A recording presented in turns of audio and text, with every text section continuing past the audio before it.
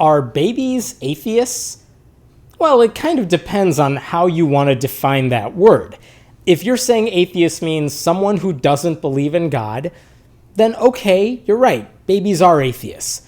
But you know what? So are dogs and fetuses and every corpse that's in the ground right now, because they don't believe in God either, because they don't think about these things.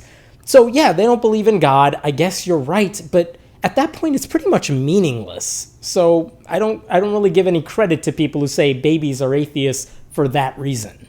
You might as well say something like, babies don't like sports. Because they don't, but it's because they don't know what you're talking about. My wife doesn't like sports, but it's because she thinks they're boring.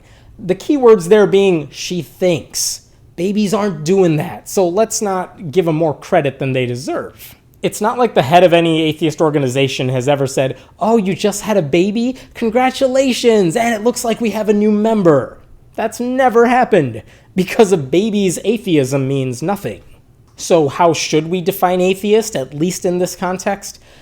In my opinion, I think we've got to call it an active disbelief. Someone who's thought about the issue and come to the conclusion that God doesn't exist. I think that's the only fair way to do it. Because if you haven't thought about it, your atheism means nothing.